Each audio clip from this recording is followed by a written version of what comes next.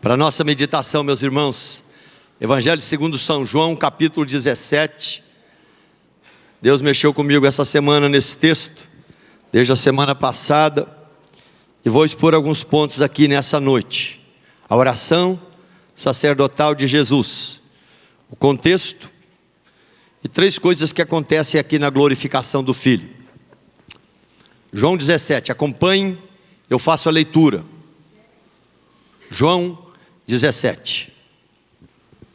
Tendo Jesus falado estas coisas, levantou os olhos ao céu e disse: Pai, é chegada a hora, glorifica teu Filho, para que o Filho te glorifique a ti, assim como lhe conferiste autoridade sobre toda a carne, a fim de que ele conceda a vida eterna a todos os que lhe deste. E a vida eterna é esta: que te conheçam a ti, o único Deus verdadeiro, e a Jesus Cristo a quem enviaste. Eu te glorifiquei na terra, consumando a obra que me confiaste para fazer, e agora glorifica-me, ó Pai, contigo mesmo, com a glória que eu tive junto de ti, antes que houvesse mundo. Manifestei o teu nome aos homens que me deste do mundo.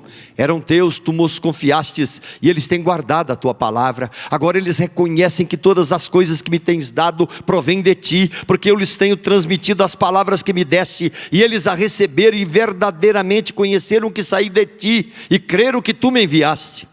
É por eles que eu rogo. Não rogo pelo mundo, mas por aqueles que me deste, porque são teus. Ora, todas as minhas coisas são tuas, e as tuas coisas são minhas, e neles eu sou glorificado. Já não estou no mundo, mas eles continuam no mundo, ao passo que eu vou para junto de ti. Pai Santo, guarda-os em teu nome que me deste, para que eles sejam um, assim como nós. Quando eu estava com eles, guardava-os no teu nome que me deste, e protegi-os, e nenhum deles se perdeu, exceto o filho da perdição, para que se cumprisse a escritura. Mas agora eu vou para junto de ti, e isto falo no mundo, para que eles tenham o meu gozo completo em si mesmos. Eu lhes tenho dado a tua palavra, e o mundo odiou, porque eles não são do mundo, como também eu não sou. Não peço que os tires do mundo, e sim que os guardes do mal. Eles não são do mundo, como também eu não sou. Santifica-os na verdade, a tua palavra é a verdade. Assim como tu me enviaste ao mundo, também eu os enviei ao mundo. E a favor deles eu me santifico a mim mesmo, para que eles também sejam santificados na verdade. Não rogo somente por estes, mas também por aqueles que vierem a crer em mim, por intermédio da sua palavra, a fim de que todos sejam um. E como és tu, ó Pai, em mim, e eu em ti, também sejam eles em nós, para que o mundo creia que tu me enviaste. Eu lhes tenho transmitido a tua glória que me tens dado, para que sejam um, como nós o somos, eu neles e tu em mim, a fim de que sejam aperfeiçoados na unidade, para que o mundo conheça que tu me enviaste e os amaste, como também amaste a mim. Pai, a minha vontade é que onde eu estou, estejam também comigo os que me deste, para que vejam a minha glória que me conferiste, porque me amaste antes da fundação do mundo. Pai justo, o mundo não te conheceu, eu porém te conheci, e também estes compreenderam que tu me enviaste. Eu lhes fiz conhecer o teu nome, e ainda o farei conhecer, a fim de que o amor com que me amaste esteja neles, e eu neles esteja. Oremos. Pai querido, eu peço que só aplique essa palavra ao nosso coração nessa noite. Essa oração tão densa, tão bonita, que só aplica ao coração da igreja nessa noite, em nome de Jesus. Amém. Meus irmãos, o tema vai ser mesmo a oração sacerdotal de Jesus. Vou enfatizar 3 tópicos aqui de divisões. E me falaram que tem adolescente que senta na galeria e não presta atenção. Eu vou escolher uma pessoa da galeria para repetir as 3 divisões do sermão que eu vou pregar. Presta atenção. Outro dia a pessoa não sabia nem quem pregou aqui. Não sei se era da galeria, mas eu vou pegar na galeria, tá bom? Então você dá um jeito de prestar atenção, que aqui na frente tem alguém pregando a palavra, e você não veio aqui simplesmente para ficar sentado no banco. O contexto é a última semana de Jesus. Ele entra triunfalmente, ele é recebido como um rei, As pessoas gritam: ó Senhor, salva-nos, bendito o que vem em nome do Senhor. Gente curiosa, interesseira, mas também querendo conhecer a graça de Jesus, como os gregos vão dizer: queremos ver Jesus. Quando isso acontece, ele vai dizer: está na hora do Filho ser glorificado, está na hora do Filho do Homem ser glorificado. Ele vai dizer ali naquele contexto com os gregos: se o grão de trigo não morrer, fica ele só, mas se ele morrer, enfim, vai produzir, e muito. Naqueles dias, numa noite, ele lava os pés dos discípulos, ensina humildade. Naquela noite ele indica o traidor. Na sequência desse sermão, que começa no capítulo 13 e vai até o 17, além de lavar os pés dos discípulos, além de indicar o traidor, além de confortar os discípulos dizendo: na casa do meu pai há muitas moradas, e existem moradas eternas para o Filho de Deus, para aquele que conhece a pessoa de Jesus. Ele continua e vai dizer que estamos ligados à videira, Jesus é nosso amigo, as orações são ouvidas por Ele. Ele trabalha de forma clara a paz que excede a todo entendimento no meu coração, nesse que está ligado. Depois ele vai dizer: esperem, o Consolador virá, o Espírito Santo virá para convencer o homem do pecado, da justiça e do juízo. E vai chegar um momento que ele começa a se despedir dos discípulos. E ele vai dizer: Deus vai responder às orações. Esse Deus que nós temos nos ama. E quando ele está encerrando ali essa despedida, ele vai dizer: no mundo nós passamos por aflições, mas tenham bom ânimo, eu venci o mundo. E no capítulo 17, começa essa oração que nós chamamos de sacerdotal. Você tem comunhão com Deus para orar? Você tem comunhão com Deus para sentir claramente que Deus é Deus presente em você, é Deus presente agindo, é Deus falando, é Deus tratando a alma, é Deus do lado, é Deus agindo, é Deus trabalhando a alma. Você pode dizer nesta noite: eu conheço Jesus e eu tenho comunhão com Ele.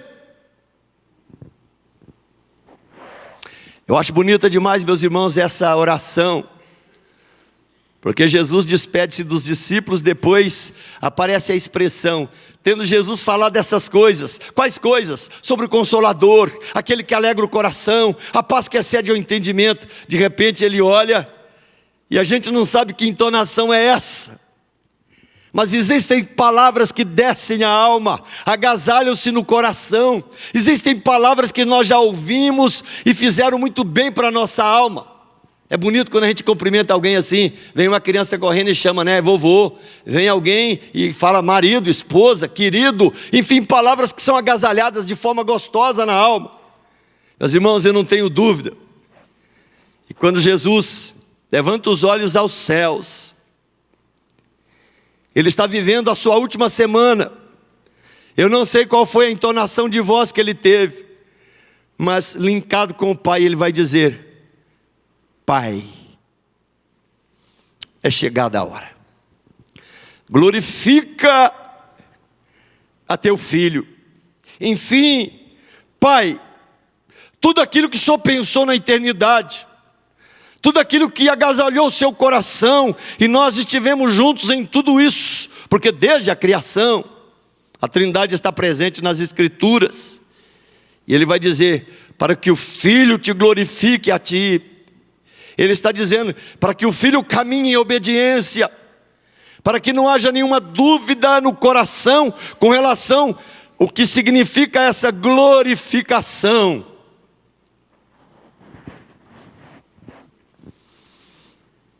A glorificação, meus irmãos, do texto que está falando aqui, que tem a ver com Jesus, que tem a ver com o Pai, que tem a ver com o plano eterno, que tem a ver com o plano de Deus antes da fundação do mundo, tem a ver com esse Deus que vê a queda, e quando Ele vê, Ele enxerga na semente da mulher aquele que esmagaria a cabeça da serpente.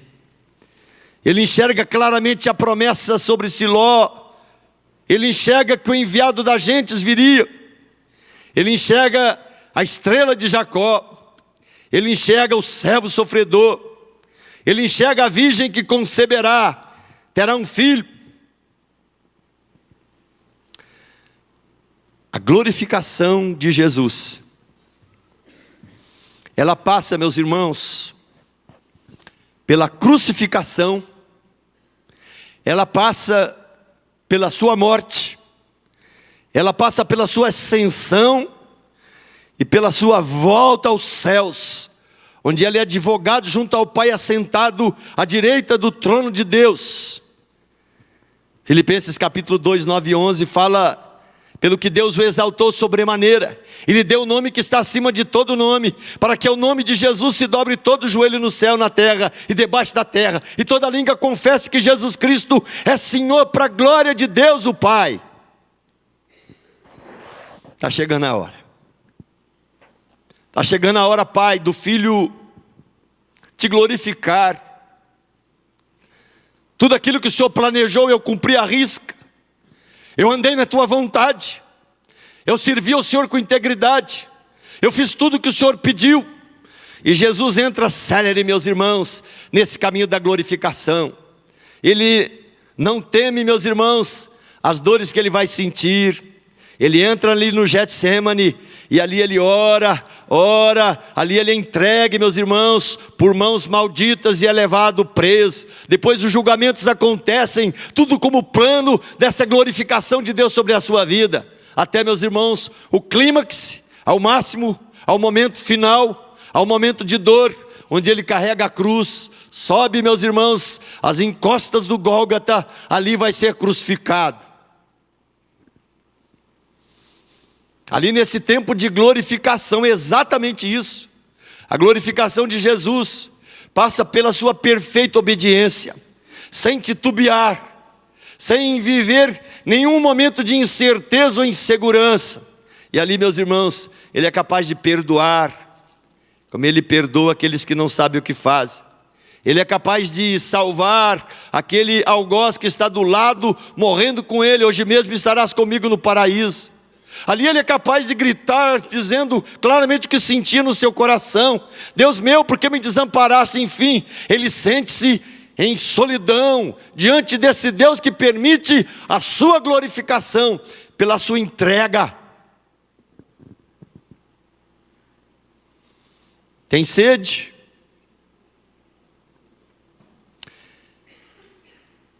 Mas quando, meus irmãos, ele morre, ele está vivendo exatamente essa expressão: Pai, é chegada a hora. É chegada a hora em que teu Filho te glorificará. E em todo esse processo de obediência, quando ele simplesmente vai dizer uma palavra bem conhecida e citada, que é a sexta palavra da cruz, quando ele vai dizer ali: Tetelestai. Está consumado, Pai, está concluído, está entregue diante do Senhor. O sangue verte, a dor toma conta de todo o corpo, a vida vai se esvaindo, e ele entrega o Espírito nas mãos do Pai. Naquele momento, meus irmãos, acontece algo. Quando Jesus morre na cruz do Calvário, Deus perdoa os pecados da humanidade. Quando Jesus morre na cruz do Calvário, simplesmente 3 coisas ele vai deixar e cobrar da sua igreja, tanto da igreja do passado, quanto da igreja, meus irmãos, que ele institui nos apóstolos. Igreja que cresce, aparece, sofre, vibra, enfim, vive nas pegadas de Jesus. Mas naquele momento, quando o sangue vaza e a vida se esvai, ali a sua salvação está decretada. Ali Deus via você no tempo e na história. Ali Deus via a sua vida que seria chamada milhares de anos depois. Ali Deus via simplesmente, enfim, no decorrer de toda a história, não apenas a passada em Abraão, Isaac, Jacó, naqueles que pela fé esperaram, mas Ele vê toda a história. Ele vê o dia que você se entregou a Jesus. Ele vê o dia que o sangue derramado fez diferença na sua vida. Ele vê o dia que das trevas você sai para a luz, da morte para a vida, da incerteza para a certeza com Ele. No dia que Jesus morre na cruz do Calvário, Ele vive, meus irmãos, o seu perfeito estado de glorificação. Glorificação que continua, meus irmãos, não apenas na expiação, na sua entrega, mas quando Ele é ressuscitado. A morte não tem poder para segurá-lo. Ele é o Senhor da vida, é o doador da vida, é aquele que morre pela gente, é aquele que é aceito diante de Deus. Simplesmente o Espírito arranca ele da tumba. Mas, meus irmãos, depois de cumprir todos os seus propósitos aqui, aparecer a discípulos incrédulos, acalentar coração, aquecer a alma daqueles que regeriam e criariam a história da igreja, meus irmãos, Ele assunta aos céus. Eu já falei isso aqui na igreja. É interessante que Deus escondeu, meus irmãos, por um tempo, essa visão do oikonomos, do mistério que estava oculto em Cristo. E que coisa louca! Por um tempo Ele esconde o que significava todo esse plano. E eu fico imaginando, meus irmãos, a gente vibra quando a noiva entra, a gente vibra quando o noivo aparece, a gente vibra quando o neném nasce, a gente vibra quando a família cresce por algum motivo, bonito, gostoso, a gente vibra nos aniversários. Eu não tenho dúvida, meus irmãos, que um dos dias mais felizes de todo esse planeta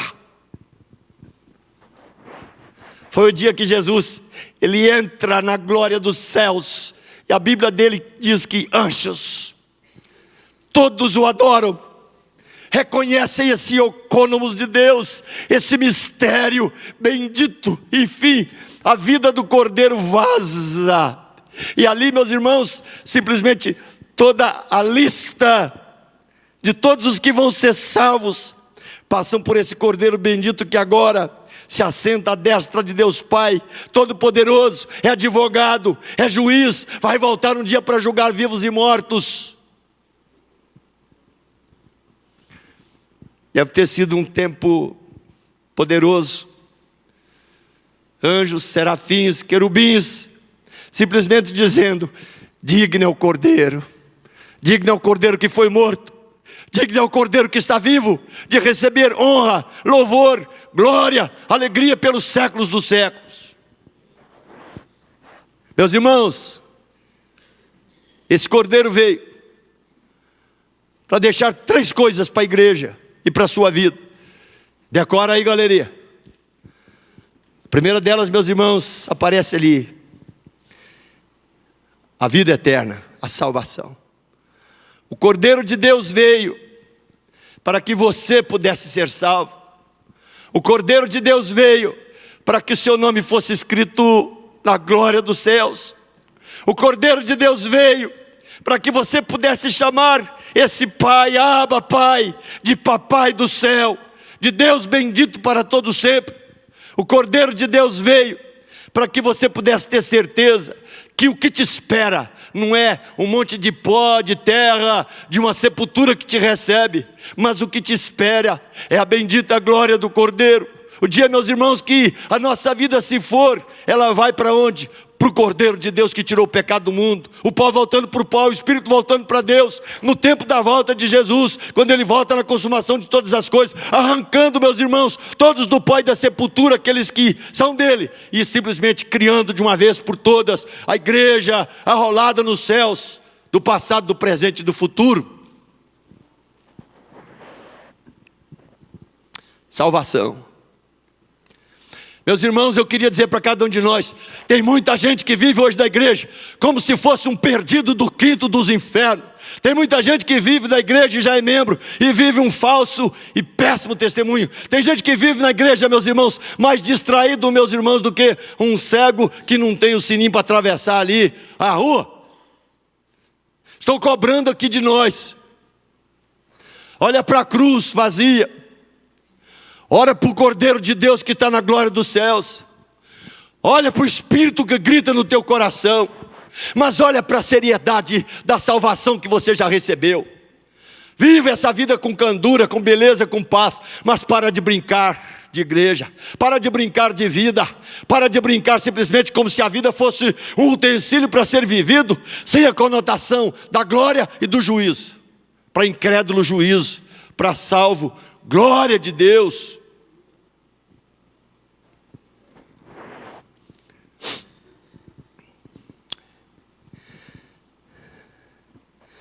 O que essa glorificação trouxe? Salvação. Que te conheçam a ti. Ah, meus irmãos, que todos nós aqui, sem exceção, sem nenhum distraído aqui nessa noite, que a gente possa dizer: eu conheço Jesus. Eu conheço Jesus. Eu conheço Jesus. Eu conheço na minha vida a face do Cordeiro. Eu conheço na minha vida a beleza do Cordeiro. Eu conheço na minha vida a candura do Cordeiro. Eu conheço na minha vida o poder do Cordeiro. Eu conheço na minha vida o consolo do Cordeiro. Eu conheço na minha vida a resposta de vida que o Cordeiro me dá. Que todos nós possamos dizer nessa noite: eu conheço o Cordeiro. Ele me deu salvação. A glorificação aqui na sua morte é a consumação da obra. Na ressurreição e no assentar à destra de Deus, continua esse processo de glorificação, até a consumação de todas as coisas, quando Ele vai voltar para julgar vivos e mortos.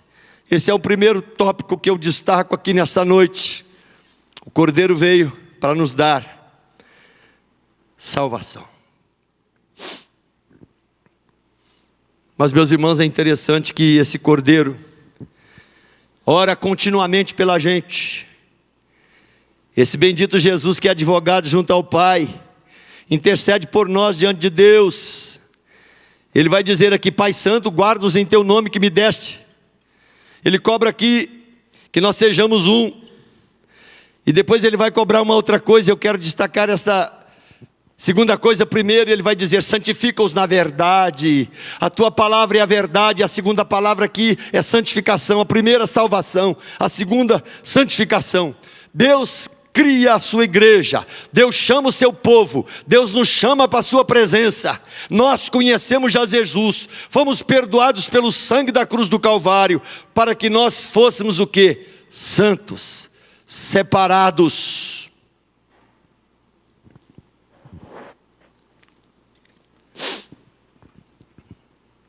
Deus não quer uma igreja, meus irmãos, que não busque essa santificação. Essa santificação eu encontro quando eu permito que a palavra de Deus enraize na minha vida, se torne manifesta, mude o meu coração, molde a minha vida, me ensine a viver, me ensina a pensar, me ensina a agir, me ensina a falar, me ensina a perdoar. Santificação. Santificação que passa pela mente, santificação que passa em palavras, santificação que passa na conduta, santificação que passa na fidelidade que abraçamos para com Jesus, santificação que vai mudando a minha vida e me torna de fato, de verdade, santo diante de Deus, separado para Deus, uma vida que glorifica a Deus todo dia, uma vida que agrada os céus, uma vida que mexe com o poder do inferno, mas glorifica, meus irmãos, as hostes celestiais. Santifica-os na verdade, Deus.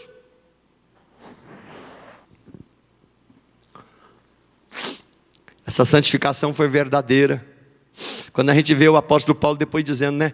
Já não sou eu mais quem vivo, mas Cristo vive em mim. Quando a gente vê o apóstolo Pedro não temendo com a morte que chega.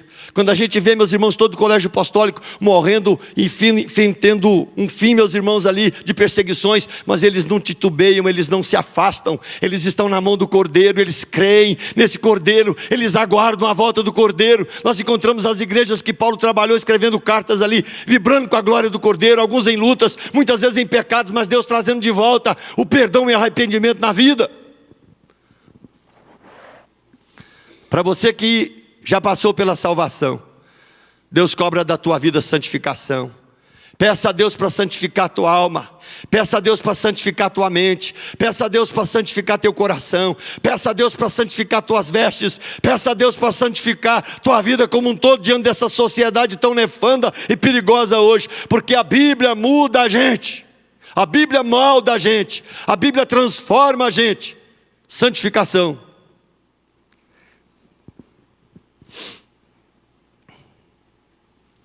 Seriam odiados, seriam maltratados. Jesus ora por eles: guarde-os do mal, Deus, sustente a vida deles pela palavra.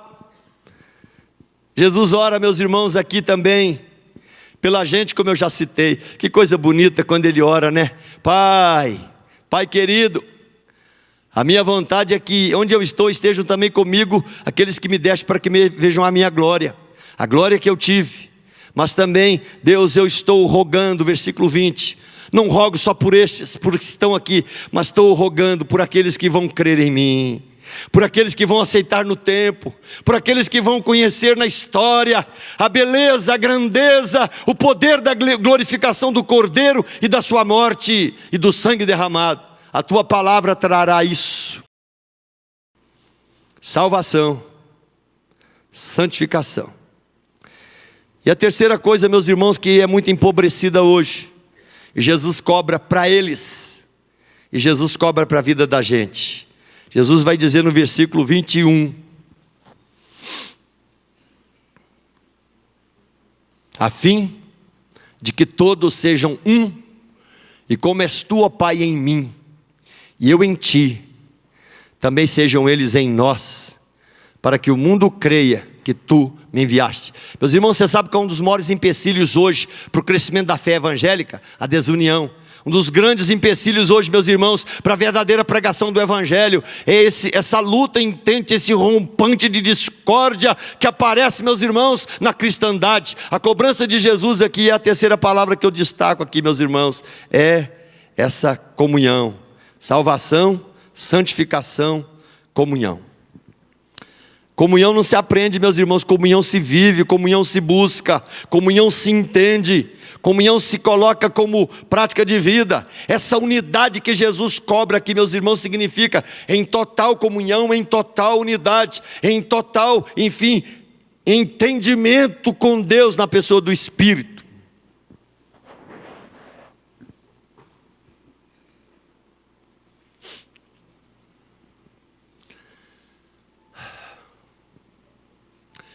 Quando você olha para o pessoal que está na igreja, dá uma olhada de lado.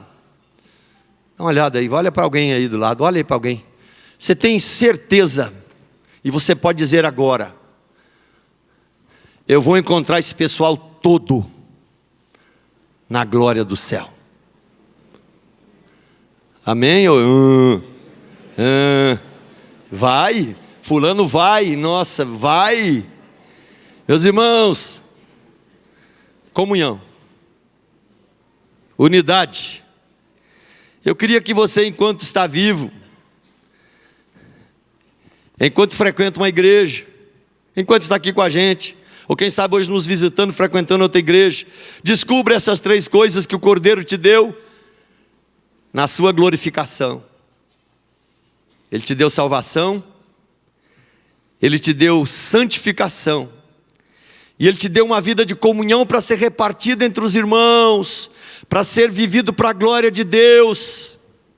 Que esse amor com que Deus nos amou e nos ama em Jesus seja um amor contagiante, Sejamos de verdade uma família de fé. Sejamos alguém que se interessa pelo outro. Que sejamos alguém que tem lágrimas para chorar pelo outro. Que sejamos alguém que tem alegria para se alegrar com o outro. Que sejamos alguém que tem preocupação pela vida do outro. Que você seja alguém também que vibre com a igreja de Jesus.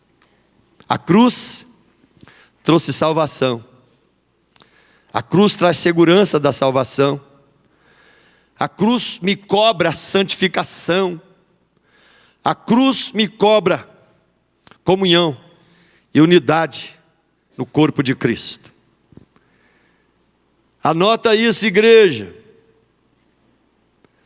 Anota isso, povo de Deus, na cristandade espalhada no planeta.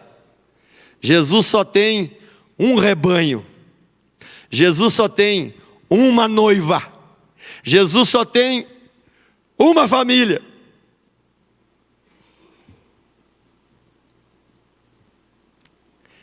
E para terminar, quem consegue trabalhar facilmente a mente? Por exemplo, você que já foi em algum lugar bem bonito, você para agora aqui, aí você viaja. Exceto a galeria, está proibido, não façam isso. É brincadeira. Viaja para algum lugar que você já foi que é bonito.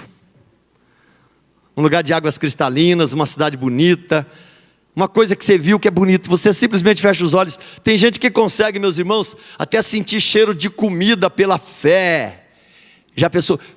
Ele degusta assim, nossa, aquela comida que eu comi em tal lugar. A pessoa consegue ir para lá, meus irmãos, assim. Muitos conseguem, né? Você consegue ir para casa agora. Vou chegar em casa e vou comer. Nossa, aquele arroz não estava fácil, mas vou comer aquele arroz. Jesus amado, está lá. Você consegue, se você quiser, você vai. A maioria consegue. E eu só queria que você, nessa noite, para terminar, viva pela fé e tente viver um exercício. Um exercício que você faz quando você ora. Contempla. Quando você for orar, contempla o Cordeiro. Contempla mãos vazadas. Contempla alguém assentado no trono. Contempla pela fé esse Cordeiro que te ama e vai continuar te amando até o dia que Ele levar para a sua bendita glória. Sabe por quê, gente? Quando a gente ora, é isso que a gente faz. Foi o que Jesus fez aqui. Eu fico vendo quando Jesus levanta os olhos. Você acha que Ele ficou olhando para o céu? Nossa, vai chover, nossa, a estrela ali. Como muitos ficam distraídos quando vão orar, né? Quando Jesus levantou os olhos para o céu, você pode ficar certo, meus irmãos. Ele viu e Ele vai dizer: Pai, é chegada a hora, glorifica teu filho. Meus irmãos, em nome de Jesus, que você for orar em casa, assentado, ajoelhado, deitado, que você possa simplesmente perceber e ver e sentir o Espírito dentro, mas pela fé, Jesus como advogado recebendo a sua oração. Contemple o Cordeiro na sua vida.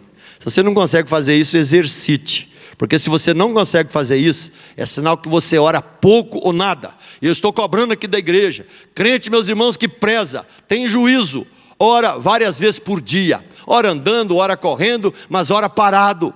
Sabe por quê?